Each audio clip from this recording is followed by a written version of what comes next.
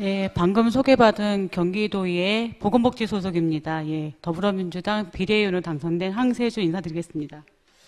나갈 수가 없어서 여기서 인사를 드려야 되네요. 일단은 아무래도 지금 딱 봤는데 병원 현장에서 제가 바로 나온 사람 중에 제일 빠른 것 같아요. 그죠?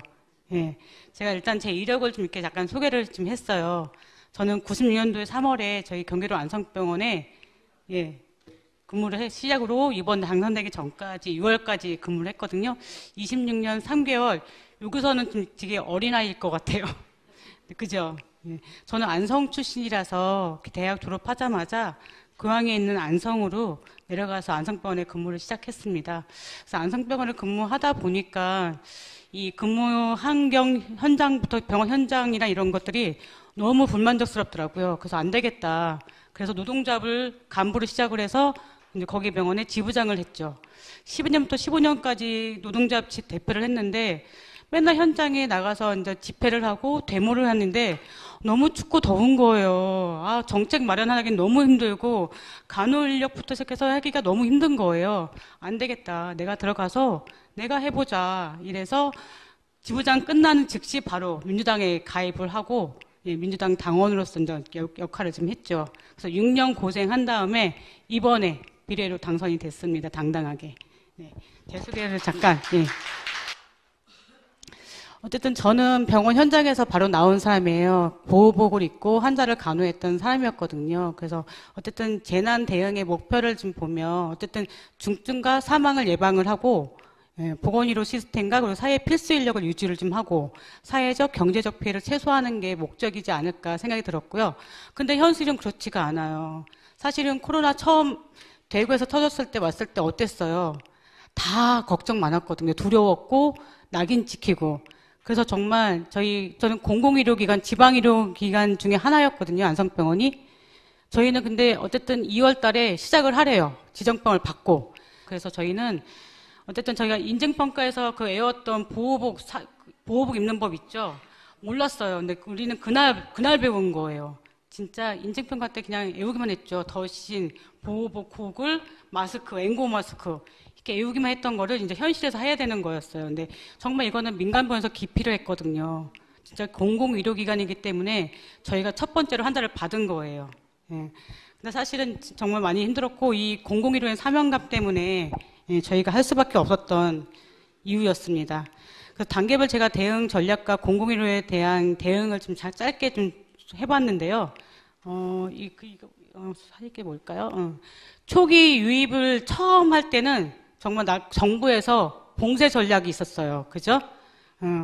불확실성이 높았고 질병 정보가 부족했어요. 코로나에 대한 게.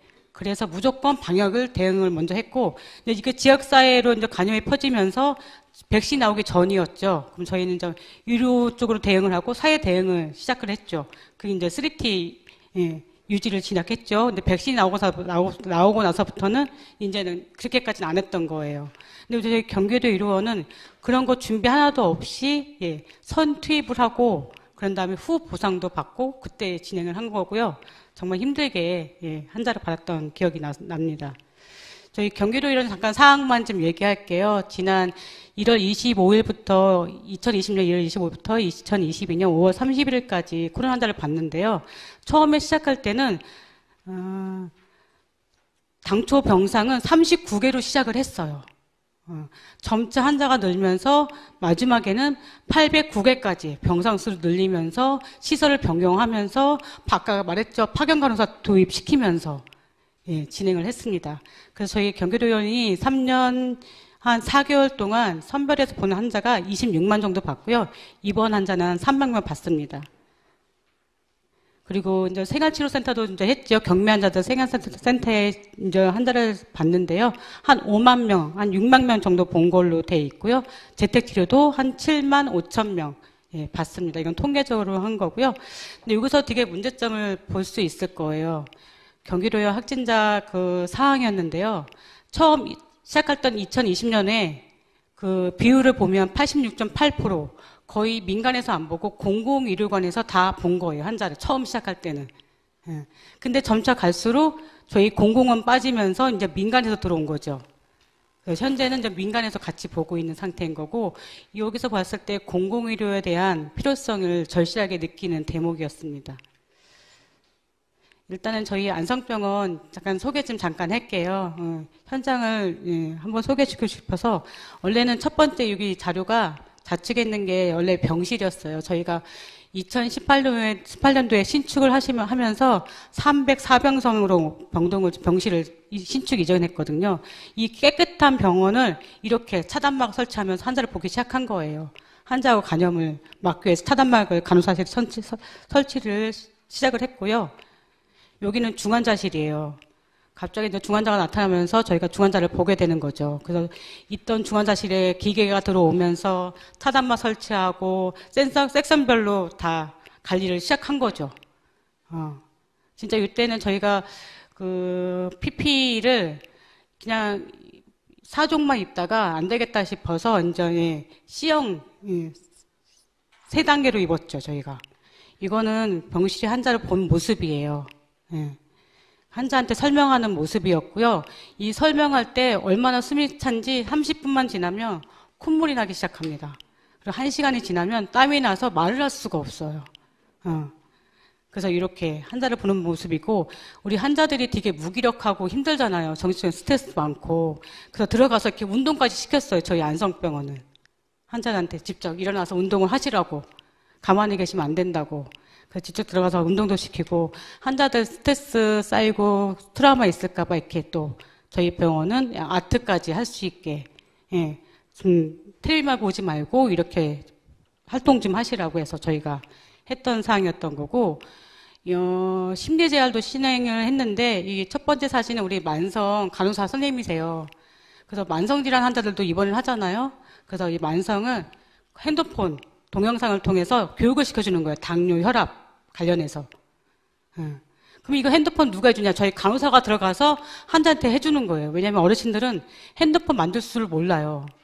그러니까 저희가 가서 다 핸드폰을 잡아주고 만성 선생님이랑 상담할 수 있게 해줬던 거죠. 이 마지막 이 집이랑 이 편지글은 이 내용이 제가 좀 생각이 나서 제가 캡처를 해갖고 왔는데요.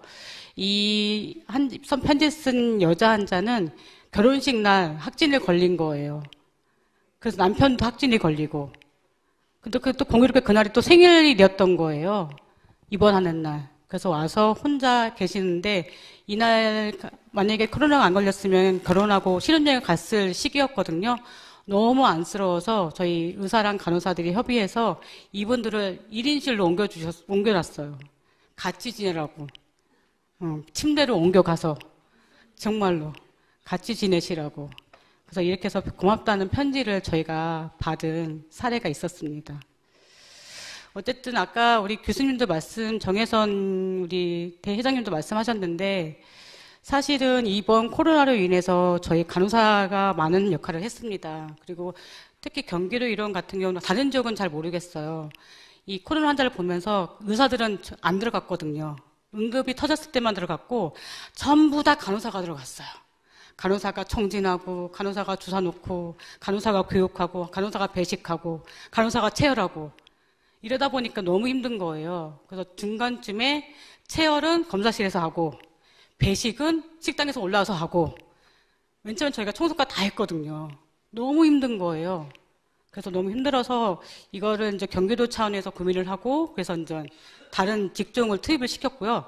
여전히 의사는 안 들어왔어요. 환자를 보러.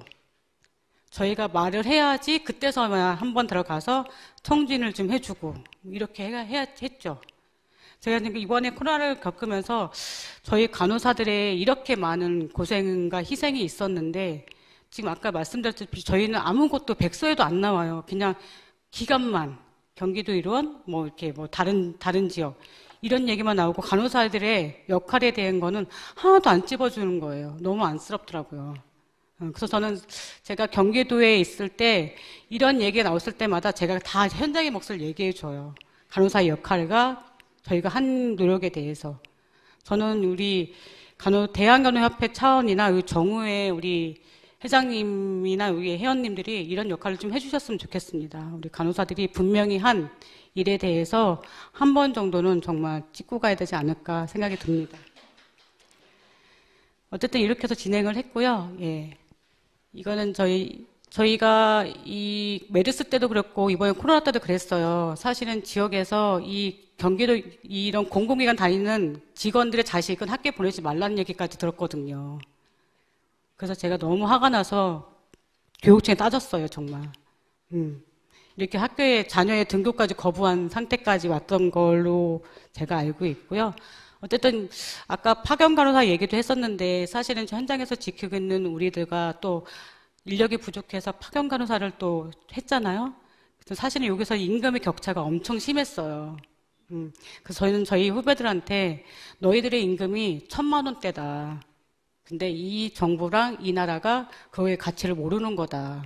얘기를 했거든요. 사실은 우리 신규 선생님들은 200~300밖에 안 받았어요. 근데 파견으로 오시는 우리 간호 선생님도 고맙죠. 인력이 부족한데 오셔서 도와주시니. 근데 그분들의 인건비는 1,000만 원이 넘었거든요. 거기서 오는 괴리감도 있어서 이거에 대한 임금 격차에 대한 것도 한 번 정도는 고민을 좀 해줘야 되지 않을까 생각이 듭니다. 그래서 어쨌든 재난 위기가 오면 제가 보기에는 공공의료기관에 답이 있다고 봅니다. 어쨌든 공공의료기관에서 하는 역할이 분명히 있었기 때문에 제가 보기에는 우리 간호사 쪽에서도 지금 다 서울 쪽으로 간호사들이 올라와 있잖아요. 지방에는 간호사가 부족한 건 사실이에요. 민간도 그렇고 공공의료기관도 그렇고. 이거에 대해 처우나 이런 개선 사항은 제가 보기에는 협회 차원에서 고민을 해야 되지 않을까 생각이 들긴 하거든요. 어쨌든 저희가 공공의료의 목표에 이 투입을 하면서 민간이 기피하는 저희가 코로나 환자를 감염병 환자를 본 바가 있었던 거 있고요. 어쨌든 병상을 좀 확보해서 비용 문제를 좀 해결할 필요가 있다고 보는 거 있고 이번에도 마찬가지로 민간에서 위로 대응을 준비할 동안 저희 공공의료기관이 그 사항을 좀 지키고 있었어요. 그런 다음에 민간으로 넘긴 게 있었거든요. 예. 이거는 재난위기 대응의 성공을 위해서인데 밑에 이 그래프는 저희가 섹션별로 우리 경기도 의료원이 진행 사항 패러다임이 일주일에 한 번씩 탑다운으로 떨어졌어요. 중앙 질본에서. 그럼 저희는 그거에 따라 대응을 해야 되는 거예요. 그래서 이 대응의 섹션별로 저희가 나눈 그거를 제가 한번 표식으로 좀 해놓은 거 있으신 거 있고 어쨌든 지역 감염병에 있어서는 핵심은 진짜 안전망 구축이 아닐까 생각이 듭니다. 이거에 대해서 같이 고민할 필요가 있다고 생각이 드는 거 있고요.